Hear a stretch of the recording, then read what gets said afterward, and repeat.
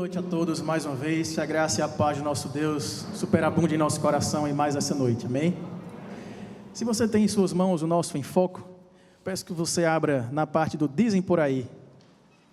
Nesta semana, enquanto nós preparávamos este conteúdo, eu me deparei com esta frase que está aí na primeira parte do Dizem Por Aí, de um escritor brasileiro chamado Marquês de Maricá, que diz o seguinte: os governos tendem à monarquia como os corpos gravitam para o centro da terra.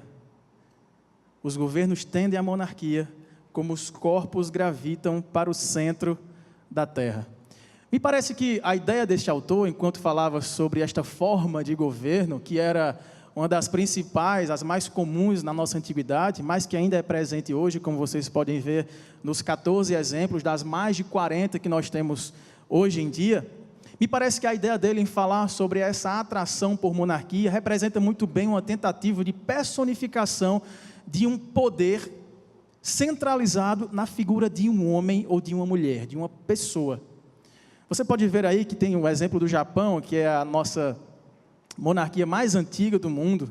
Você tem alguns reinos, por exemplo, o Reino Unido, o Canadá e a Austrália, ambos, ou todos os três, que são reinos que pertencem ao reinado que é dirigido pela rainha Elizabeth II. Você tem, por exemplo, o reinado mais ou menos lá na área situada no extremo da Ásia Oriental, um minúsculo país chamado Omã, que está aí no seu enfoque também, que também é uma monarquia agora mais absoluta, com poderes ainda mais centralizadores na pessoa do sultão que o governa. Enfim, você tem alguns exemplos aqui de principados, de reinos, de impérios, que subsistem até hoje. E todos eles parecem nos dar essa ideia de um desejo, de um anseio do coração do homem em ver em uma pessoa uma integridade que possa trazer uma segurança, suprir as nossas necessidades e anseios e buscar uma representatividade para o bem de uma nação. É muito comum quando a gente percebe em momentos de transição de governo, como este momento que nós vivemos em nosso país, este anseio popular por ver em alguém que nos represente uma esperança de dias melhores, seja para aquilo que a gente vê como bem geral da nação, ou infelizmente para o bem de pequenos grupos em detrimento de outros grupos. Mas o que tudo isso nos faz pensar nesta noite, quando nós estamos próximos de comemorar o nosso Natal, do nosso Redentor. E se você percebeu bem, nas séries do Enfoco, nós temos tratado desde o anúncio da vinda do eterno Rei, como o homem que se fez carne. Estamos chegando já agora apontando para a sua morte e ressurreição, assumindo o reinado eterno sobre toda a terra. Parece que esse anseio já está presente no coração de toda a humanidade. Embora o homem não reconheça muitas vezes essa necessidade que tem de ser governado, parece que a tendência é oposta. A gente quer tomar o centro do governo e assumir a monarquia da nossa vida, da nossa família, da nossa sociedade. Nós vemos que Jesus se coloca como o rei que dirige, que governa o universo com justiça e com sabedoria. A monarquia é de fato a forma mais antiga de governo e em geral obedece a esse princípio da hereditariedade. E quando nós olhamos para a Bíblia, nós vemos no antigo Israel, as antigas monarquias de Israel, justamente essa regra sendo aplicada, a regra da sucessão hereditária. Os filhos que assumem o lugar do pai quando este abdica do seu poder, do seu trono, ou vem a falecer. E nós vemos esse exemplo muito claro sendo tratado na história de Israel, mas por infelicidade nossa, nós começamos a ler a história dos reis de Israel, e nós vemos uma sucessão de maus reis, de governos frustrantes, de reis totalmente atrapalhados, muitos deles fazendo o papel daqueles que afastam o povo de Deus, tomando para si as rédeas do povo, colocando o povo em maus lençóis. Mas nós vemos também alguns bons exemplos de reis que sucederam e que todos vêm a cumprir um propósito que no fim das contas é um bom propósito do Senhor. O profeta Jeremias, por exemplo, que nós lemos no início do culto, e eu quero que os irmãos abram novamente lá no livro do profeta Jeremias, ele traz em sua profecia, lá no capítulo 23, uma promessa acerca de um rei. Esse sim, um rei que daria descanso dessa sucessão infeliz de muitos reis de Israel.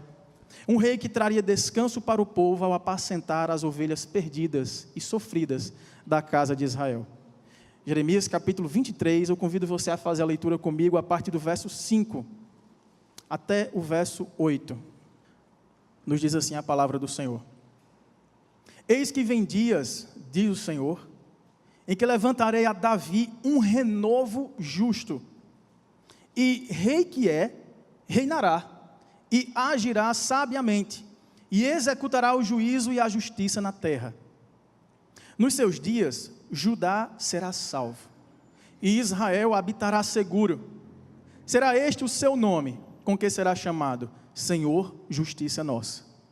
Portanto, eis que vem dias, diz o Senhor, em que nunca mais dirão, tão certo como vive o Senhor, que fez subir os filhos de Israel da terra do Egito, mas dirão, tão certo como vive o Senhor, que fez subir, que trouxe a descendência da casa de Israel, da terra do norte e de todas as terras, para onde os tinha arrojado, e habitarão na sua terra. Amém? Vamos orar uma vez mais ao Senhor, pedir que Ele fale conosco, por meio da sua santa palavra. Nosso Deus e querido Pai, muito obrigado, Senhor, por estarmos aqui nesta noite.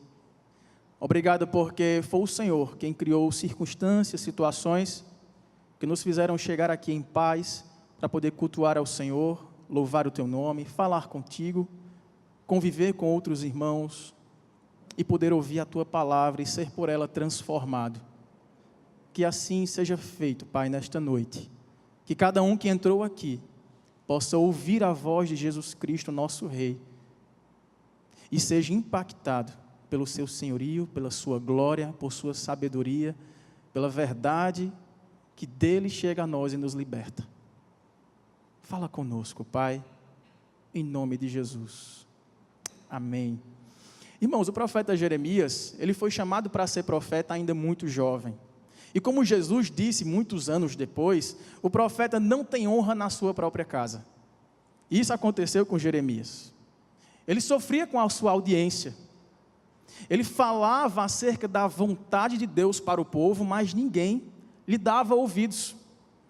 Ele se esforçava para revelar o desejo de Deus para o povo, para que o povo caminhasse em retidão, conhecendo e se submetendo à lei de Deus, mas o povo desvalorizava o seu ministério e preferia dar ouvidos a falsos profetas, a falsos pastores, aos reis e poderosos que governavam e colocavam o povo em ruínas, distantes de Deus. Jeremias foi assim, mas ele, nos capítulos que antecedem o texto que nós lemos, o 21, o 22 e até o começo do próprio capítulo 23, nós vemos que Jeremias faz uma denúncia veemente contra os falsos pastores, que na linguagem metafórica do profeta, os falsos líderes do povo, os reis, os profetas, os sacerdotes, todos aqueles que ocupando uma função importante para dirigir o povo para perto de Deus, afastavam o povo de Deus. E essa denúncia que ele faz é trazendo um juízo contra essa liderança e contra o povo. Vale lembrar que Deus havia feito uma aliança com o povo de Israel.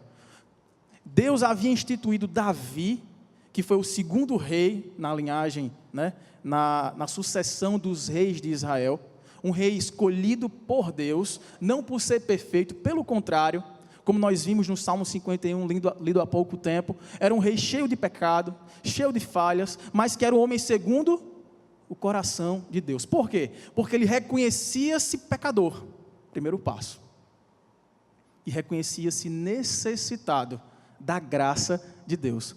Pois bem, Davi, o menor dos irmãos, foi escolhido para ser rei.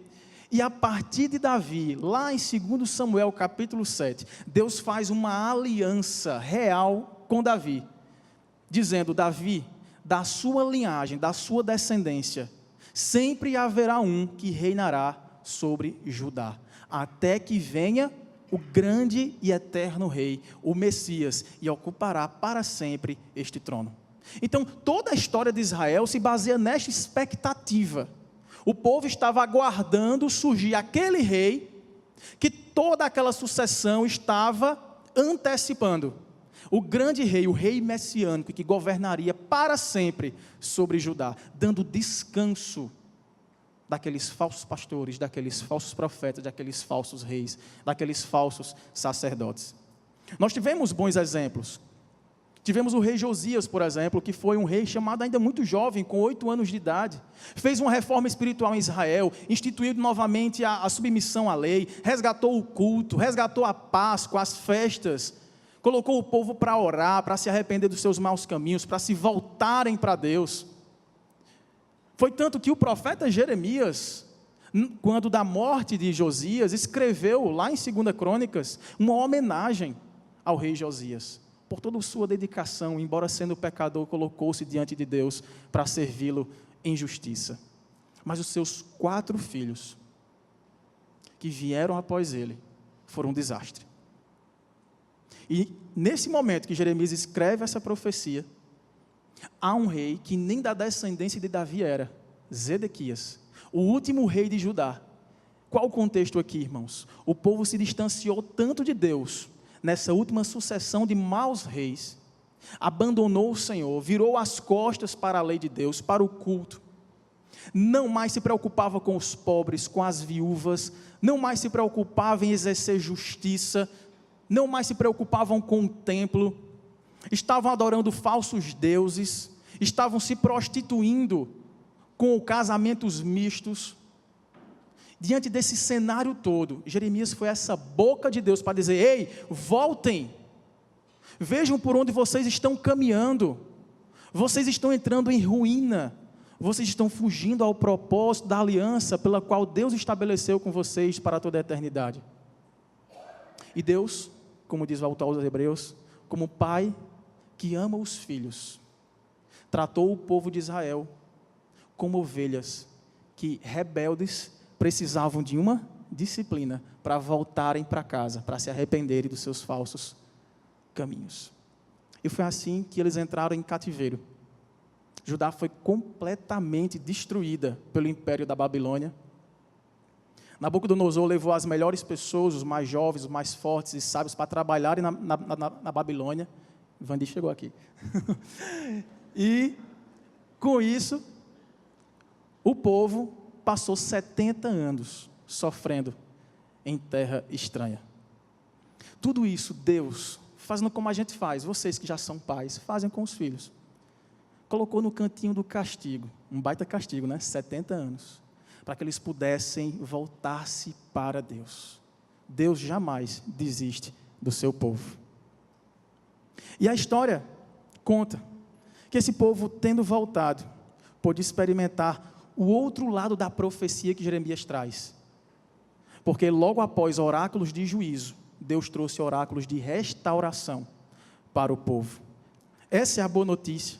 Deus anuncia que salvaria o seu povo daquela sucessão de falsos pastores para as suas ovelhas, os reis iníquos, ímpios, justos, corruptos, que levavam o povo a sofrer as duras penas de ser liderado por homens desafeiçoados de Deus.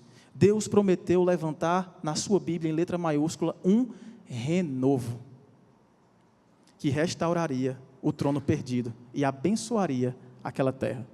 Veja que no verso 5 do nosso texto, este renovo traria em primeiro lugar justiça ao povo. Eis que vem dias, diz o Senhor, em que levantarei a Davi um renovo, justo, e rei que é, reinará e agirá sabiamente, e executará o juízo e a justiça na terra. Nos seus dias Judá será salvo, e Israel, novamente, habitará seguro. Será este o seu nome, com que será chamado Senhor, Justiça Nossa. Em meio às providências divinas de juízo contra aqueles falsos líderes do povo e contra a rebeldia do coração daquele povo, Deus promete, com essa expressão belíssima que inicia o texto: eis que vem dias, diz o Senhor. Deus promete uma restauração. Essa expressão aparece várias vezes aqui na profecia de Jeremias. E todas elas dizem respeito a essa virada temática dentro da profecia. Veja, Deus está irado contra o pecado do povo, contra a falsidade do povo, contra a corrupção do coração daquele povo. Mas Deus os chama de ovelhas.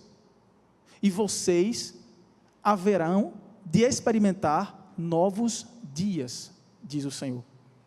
Eu levantarei um renovo justo para vocês. É interessante essa palavra renovo, porque Deus promete que levantará de Davi um renovo justo, um rei que governará com justiça, prometendo cumprir aquilo que ele tinha falado há muito tempo por Samuel. De Davi sempre haverá um rei na sucessão dos reis de Judá. Ele promete que de Davi, uma geração corrupta, rebelde, que parecia derrotada, exilada, morta, Deus promete um renovo. Na casa que eu cresci, em Campina Grande, havia um pé de jambo lá bem bonito, bem grande, bem frondoso. E certa vez, em uma reforma, trocando o piso externo lá da casa, os pedreiros tiraram uns 3 braços da raiz, bem grandes, né? E assim, eu acho que não durou 2 dias, para que o pé de jambo amanhecesse completamente seco. Todas as folhas começaram a cair, todas elas secas, e nós olhamos para aquilo ali e dissemos, pronto, esse pé de jambo está morto. E enquanto nós já lamentávamos ter que tirar aquele pé de jambo, um filho de um dos pedreiros olhou assim lá no alto e disse, espera aí, eu estou vendo um brotozinho, um renovo, uma folhinha verde, novinha, lá no topo. Esse pé ainda não está morto. E a gente empreendeu todos os esforços para adubar aquele pé, para tratar bem naqueles dias que se passaram, aguando todos os dias. E se você for lá hoje, ele está maior do que era, com jambos grandes, bem saborosos, os maiores que eu já pude conhecer. A ideia de Jeremias me parece ser exatamente essa aqui. A dinastia de Davi parecia agora condenada ao fracasso. Todos os reis que passaram, poucos se salvaram. E a última geração foi responsável por colocar o povo em destruição, sendo feitos escravos em uma terra de pagãos, uma terra estranha, na Babilônia. Muitos foram mortos, muitos foram torturados, a terra foi devastada, o templo foi destruído, foi profanado, as muralhas foram derrubadas, Judá se tornou uma terra devastada, por causa desses reis. E a atenção aqui do texto, volte agora para essa época, imagine você como audiência de Jeremias prometendo esse juízo todo, o povo prestes a ser escravizado, e aí escuta, mas haverá um renovo, dessa dinastia que parece morta, dela se brotará um renovo, para devolver a vida a esta árvore que foi cortada. Esta é a promessa desta profecia. É interessante que nesta ansiedade entre aquilo que está prestes a acontecer conosco, que está prestes a nos roubar aquilo que nós temos, estamos prestes a perder casa, trabalho, plantações, família. Deus promete que haverá um renovo. Essa palavra renovo, irmãos, traz um significado muito interessante aqui no texto, porque ela carrega em todas as vezes que ela aparece nessa profecia, um aspecto do reinado. É um renovo de Davi para governar com sabedoria e justiça. É por isso que no verso 6 da profecia, ele diz, nos seus dias, nos dias desse renovo, Judá será salvo, e Israel habitará seguro. Será este o seu nome, com que será chamado Senhor, Justiça Nossa. Tzedekenu Yahvé, como nós cantamos aqui. Minha justiça. Este rei sobre quem Jeremias está aqui profetizando, deveria ser justo e deveria estabelecer a justiça como plano de governo para o povo. Se os irmãos voltarem um pouquinho aqui até o Salmo 99, perceberão que este atributo da justiça de Deus já era exaltado e louvado pelo povo, desde sempre. Veja o Salmo 99, no verso 4. Nesta música de adoração ao rei, ele diz: és rei poderoso que ama a justiça. Tu firmas a equidade e executas o juízo e a justiça em Jacó. Veja, este Deus, porque ama a justiça, pratica a justiça. Porque considera a justiça é justo. E porque é justo, coloca a justiça como um plano central do seu governo sobre a terra. Mas a tensão parece continuar ainda, porque eles olham para Deus e sim, Deus é justo. Mas quem será este rei que sucederá toda esta tragédia, que nos colocará de volta nos trilhos em um governo justo, honesto, que nos faça nos aproximar de Deus, afeiçoar dele novamente? O profeta prometia um novo rei que salvaria o povo. Irmãos, toda essa expectativa que permeou toda a história deste povo alcança seu clímax num anúncio feito por um anjo a uma jovem virgem lá de Nazaré, de Judá. Esse anjo anuncia que ela daria à luz um filho. Este filho seria o tão aguardado Salvador. Veja, por favor, em Lucas, capítulo 1.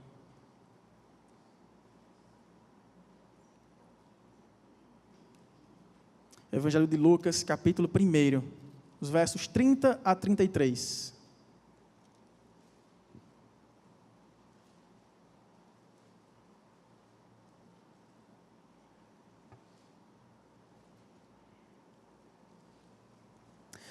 Mas o anjo lhe disse: Maria, não temas, porque achaste graça diante de Deus.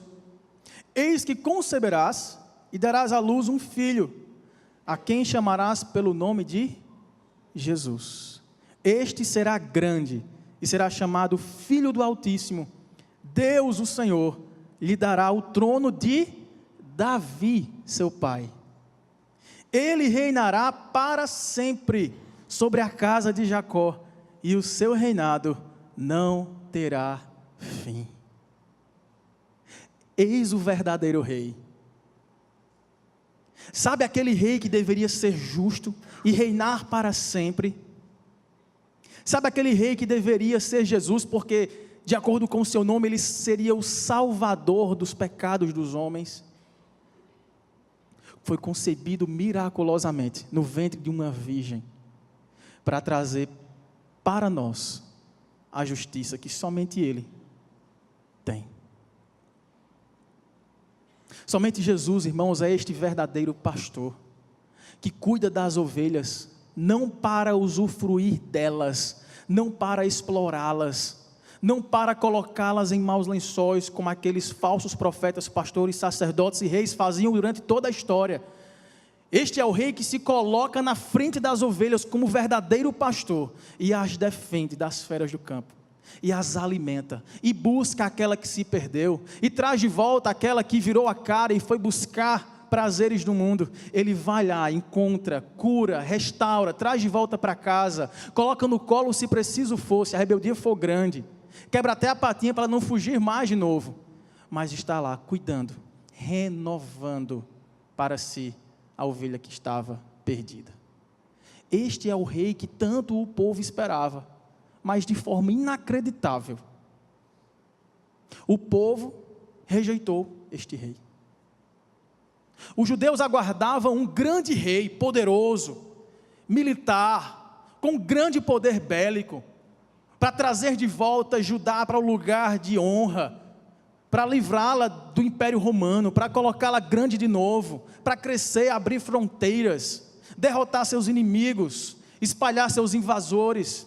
E aí chega um homem, filho de carpinteiro, montado num jumentinho, sem soldados, sem dinheiro, não tinha nem onde reclinar a cabeça. A gente não quer esse rei. Este tipo de rei não serve para a gente. Ele veio para os que eram seus, mas os seus não o receberam. Mas este rei nos amou a tal ponto, de tendo vivido toda a prática da justiça da lei de Deus, se colocou em nosso lugar.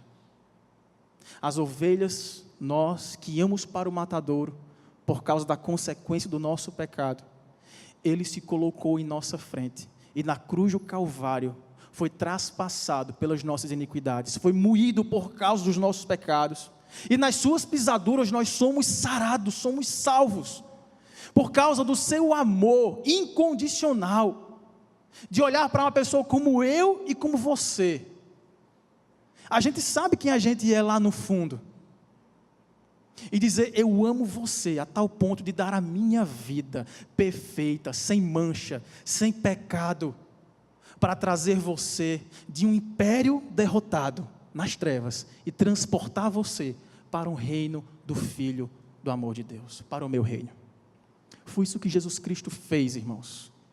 Este é o verdadeiro rei, que governa sobre todas as coisas, mas que, esvaziando-se de si mesmo, se fez homem como um de nós, para sem pecado fazer aquilo que jamais poderíamos fazer, conquistar perdão, salvação, restauração, reconciliação com o Pai.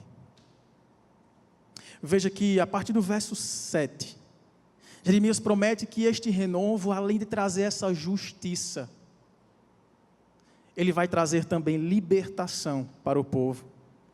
Portanto, olha a expressão novamente, eis que vem dias, abra o sorriso, diz o Senhor, em que nunca mais dirão tão certo como vive o Senhor que fez subir os filhos de Israel da terra do Egito, mas dirão, tão certo como vive o Senhor, que fez subir, que trouxe a descendência da casa de Israel, da terra do norte, e de todas as terras, para onde os tinha arrojado, e habitarão na sua terra.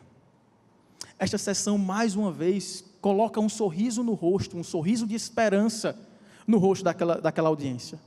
Por mais de 600 anos, irmãos, o povo aqui aguardava o cumprimento desta profecia, porque eles foram de fato espalhados por várias nações. Nesta época o reino estava dividido, o reino do sul foi levado para a Babilônia, o reino do norte já estava lá na Assíria. Uma das formas do governo assírio conquistar um povo era, depois de dominá-lo, espalhar esse povo por várias regiões, para tirar desse povo a identidade cultural, religiosa, para destruir a nação mesmo. E assim estava prestes a acontecer com esse povo de Judá também. Mas Deus já estava prometendo, eis que vem dias, que eu mesmo reunirei todo o meu povo, de todas as terras, norte a sul, e lhes farei habitar novamente na terra da promessa. Este povo passou 70 anos, foi libertado, voltou para suas terras, construíram suas casas, reergueram os muros, as cidades, refizeram o templo, mas parece que o anseio ainda permanecia no coração. Esta parece que não é a terra que Deus tinha prometido. Veja, o profeta Ezequiel, se você caminhar um pouquinho para frente no capítulo 34, profeta contemporâneo aqui de Jeremias, o profeta Ezequiel já havia falado dessa restauração em termos inimagináveis. Olha o que ele dizia, da mesma forma, mesma metodologia, Deus tratando o povo como ovelhas e chamando os reis de pastores. Olha como é que ele diz, a partir do verso 1: veio a minha palavra do Senhor dizendo, filho do homem, profetiza contra os pastores de Israel, profetiza e dize-lhes, assim diz o Senhor Deus, ai dos pastores de Israel, que apacentam a si mesmos, não apacentarão os pastores as ovelhas? Comeis a gordura, vestivos da lã, degolais o cevado, mas não apacentais as ovelhas. A fraca não fortalecestes, a doente não curastes, a quebrada não ligastes, a desgarrada não tornastes a trazer, e a perdida não buscastes, mas dominais sobre elas com rigor e dureza. Assim se espalharam, por não haver pastor, se tornaram pasto para todas as feras do campo. As minhas ovelhas andam desgarradas por todos os montes e por todo elevado outeiro. As minhas ovelhas andam espalhadas por toda a terra, sem haver quem as procure ou quem as busque. Mas desça ao verso 10 agora. Assim diz o Senhor Deus: eis que eu estou contra os pastores, e deles demandarei as minhas ovelhas. Porei termo no seu pastoreio, e não se apacentarão mais a si mesmos. Livrarei as minhas ovelhas da sua boca, para que já não lhes sirvam de pasto. Porque assim diz o Senhor Deus: eis que eu mesmo procurarei as minhas ovelhas e as buscarei. Como o pastor busca o seu rebanho, no dia em que encontra ovelhas dispersas, assim buscarei as minhas ovelhas. Livrá-las-ei de todos os lugares para onde foram espalhadas no dia de nuvens e de escuridão. Tirá-las-ei dos povos, e as congregarei dos diversos países, e as introduzirei na sua terra. Apacentá-las-ei nos montes de Israel, junto às correntes, e em todos os lugares habitados da terra. A partir do verso 25, irmãos, podem ler em casa, mas é esplêndida a promessa de que esta terra restaurada manaria leite e mel. As ovelhas seriam livres das feras do campo. Haveria chuvas torrenciais que regariam toda a terra. A agricultura daria todos os seus frutos. Não haveria mais ameaças de invasões. Não haveria mais doenças, morte. Seria um reino sempiterno, próspero para todo aquele povo. Portanto, quando o povo volta para a sua terra após os 70 anos, mesmo depois de reconstruir toda aquela estrutura das cidades e do templo, eles olham e dizem: não é essa a terra, ainda não é isso. Nós estamos em nossa terra, mas nós ainda estamos aqui rodeados de inimigos. Nós ainda enfrentamos corrupções, nós ainda sofremos enfermidades, nós ainda perdemos pessoas que amamos. A morte ainda nos separa, e ainda existe uma tendência no meu coração de me afastar de Deus. Parece que não é essa terra que Ezequiel prometeu, parece que ainda não é essa terra que Jeremias prometeu. Quem é o rei que nos dará esta terra? Quem é o rei que nos libertará das maldições do nosso próprio pecado? Veja, Isaías nos deu dicas preciosas. Se você olhar a sua profecia no capítulo 61, Isaías dá uma descrição de como identificar este rei que estava por chegar. Isaías capítulo 61, outro profeta falando sobre este renovo do Senhor. Os versos 1 e 2 da profecia dizem assim: o Espírito do Senhor Deus está sobre mim, porque o Senhor me ungiu para pregar boas novas aos quebrantados, enviou-me a curar os quebrantados de coração, a proclamar libertação aos cativos e a pôr em liberdade os algemados, a apregoar o ano aceitável do Senhor e o dia da vingança do nosso Deus, e a consolar todos os que choram. Agora, adiante, 7 séculos, e vá para Lucas, capítulo 4.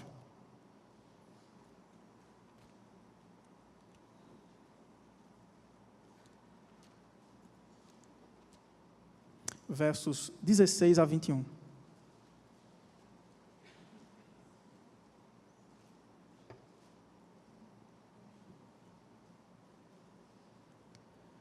Aquele menino, nascido de uma virgem, indo para Nazaré, onde fora criado, entrou num sábado na sinagoga, segundo o seu costume, e levantou-se para ler. Então lhe deram o livro do profeta Isaías.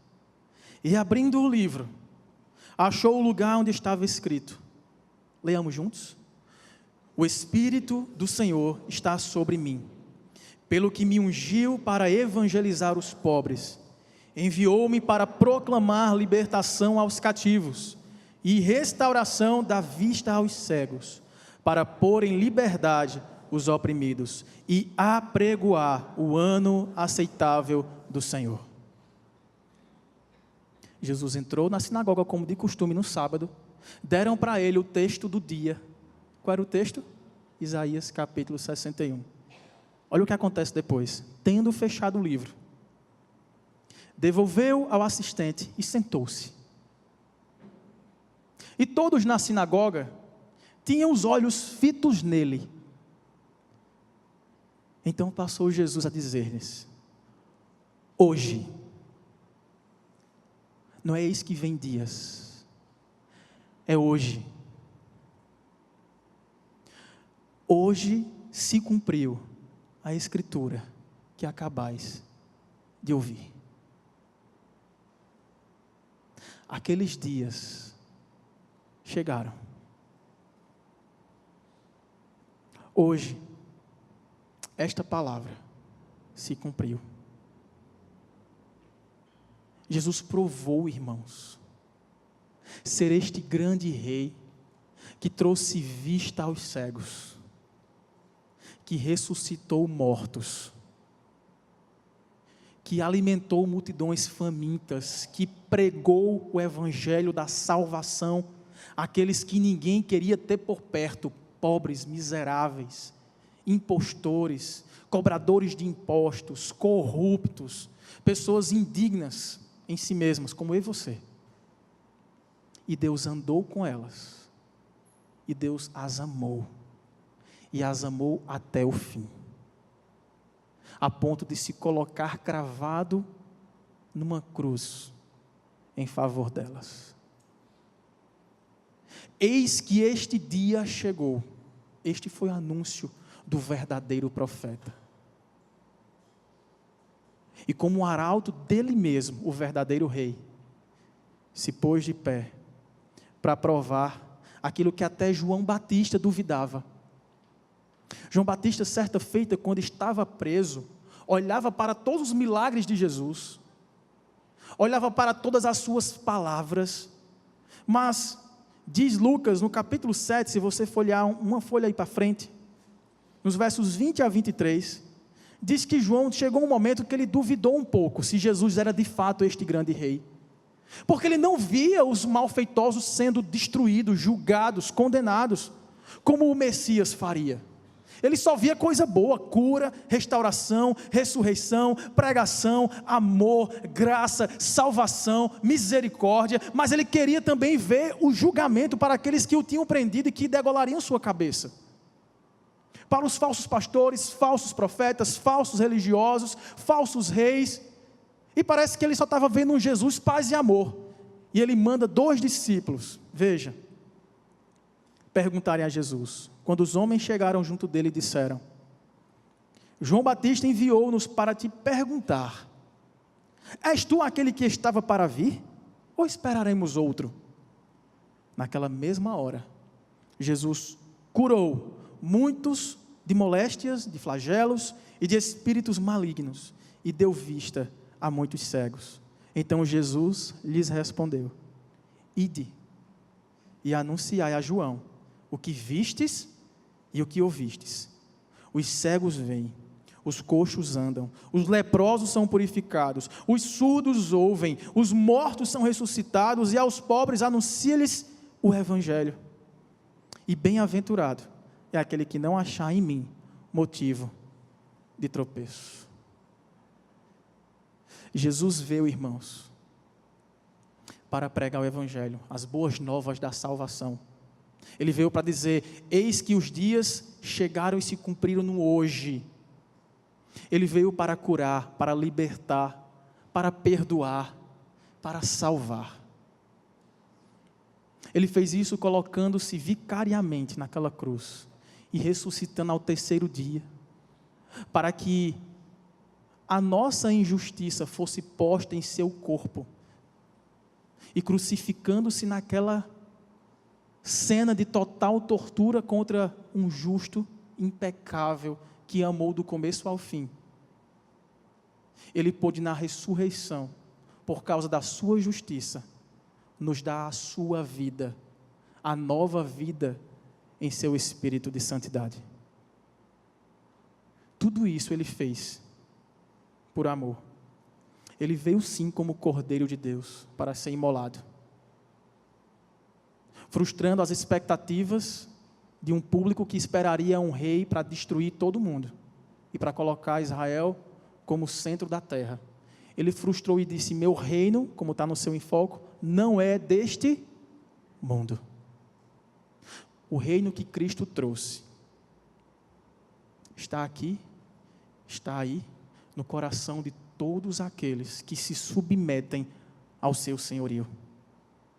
Uma vez que nós cremos em Jesus, como o Deus que se fez homem, para habitar entre nós, para fazer aquilo que jamais podemos fazer, e para sofrer as consequências do nosso pecado nele, porque ele se fez pecado por nós. E quando nós cremos na ressurreição, de que ele fez tudo isso para nos dar nova vida, para nos dar um renovo, para nos tirar da morte em que nós nos encontrávamos, completamente separados, alienados de Deus, presos em nossas próprias cobiças, preocupados só com os nossos próprios interesses, para nos dar esta visão de sacrifício, de graça, de imerecimento, de um amor incomparável. Quando nós cremos em tudo isso, e quando nós vivemos nessa expectativa, o nosso coração já tem novo dono. E não é sua cara metade não, viu? É Jesus, que deve ocupar o trono do nosso coração, que deve guiar a nossa vida, porque assim Ele cumprirá a sua promessa de nos fazer habitar novamente em uma nova terra. Não é essa terra, irmãos, que a gente vive, não. Se você acha esse mundo bom, você não conhece a nova terra que Deus tem prometido. Aqui não é o nosso lugar.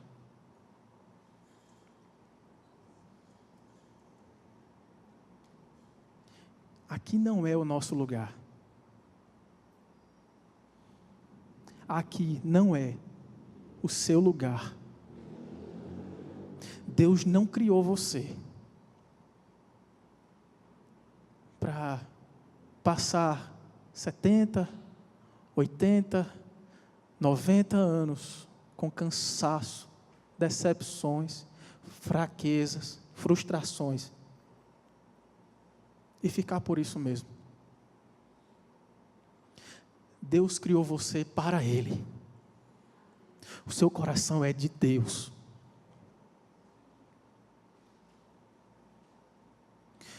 Aquele que batalha por nós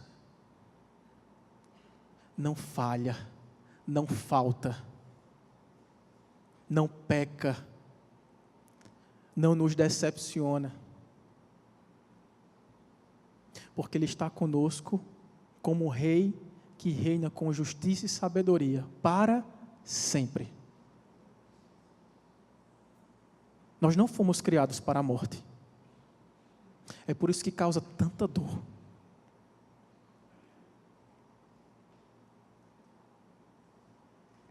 Nós somos criados para viver com o autor da vida. Volte-se para Ele. Diga: Senhor, eu não quero mais tomar as minhas decisões baseado naquilo que eu compreendo, naquilo que eu entendo, naquilo que eu sei fazer. Da minha vida tomo conta eu, da minha família protejo eu, guardo eu, trabalho eu, ganho o meu dinheiro eu. Renda-se ao Deus do universo, que prometeu uma casa impermeável ao pecado, à dor, ao sofrimento, às tristezas, às penúrias dessa vida. Viva na expectativa, não naquela expectativa de alguns judeus, de assumir alguém o trono desta terra, desta cidade, deste país, para que seu coração cultive esperança. Porque se nossa fé e esperança se confinam às coisas desta vida, somos os mais infelizes de todos os homens. Coloque sua esperança naquele que não morre. Coloque sua esperança naquele que governa todo o universo, naquele que conquistou, por meio da sua morte, a vida eterna para todos aqueles que se veem como pecadores, carentes da graça, do perdão de Deus. Vamos orar ao Senhor? Sonde o seu coração.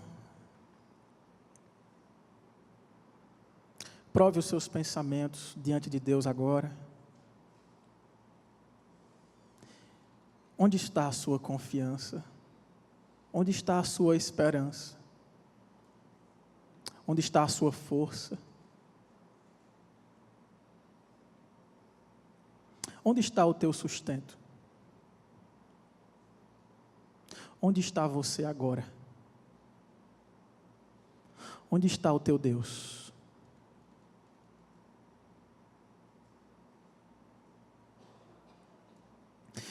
Nosso Deus e maravilhoso Pai, obrigado, Senhor, por Tua palavra, que, como um efeito de espelho, mostra quem nós somos por dentro, mostra as nossas carências, as nossas falhas, as nossas dificuldades, os nossos pecados, as nossas manias, os nossos problemas. E nos constrangemos, Pai, porque olhamos para um Deus perfeito, o Deus homem, plenamente santo, justo, que vela por cumprir as suas promessas. E nós olhamos para nós mesmos e vemos pessoas tão pequenas, vulneráveis, inconstantes, muitas vezes mentirosas, adúlteras, nos pensamentos e nas ações. Olhamos para nós e enxergamos tanto desequilíbrio, tanta incoerência, tantas questões, dúvidas, medos, angústias, coisas que não fazem sentido. Mas nós queremos olhar agora para o autor e consumador da fé. Queremos olhar para o Rei dos Reis. Queremos olhar para o sublime homem, perfeitamente divino, que se colocou em nosso lugar para nos dar uma nova vida. Pai, arranca de nós toda falsa perspectiva de vida, tudo aquilo que tem nos afastado de um relacionamento verdadeiro, sincero, aberto contigo. Quem somos nós, Pai, para conquistar algo do Senhor, comprar a nossa salvação, fazer por merecer a Tua bondade, questionar aquilo que acontece? Nós queremos de fato nos render a Ti, Pai, como súditos de um reino de vida. Renova o nosso coração nesta noite, Pai. Faz brotar alegria, paz, perdão, salvação, santidade, alegria, misericórdia, graça, amor, compaixão, esperança.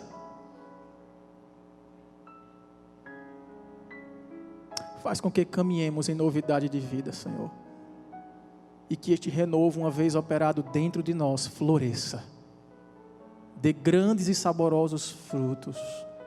Alcance outras pessoas que, como nós, estavam tão desesperadas. E nos faz descansar. Descansar a nossa vida na presença eterna do glorioso Senhor do Universo.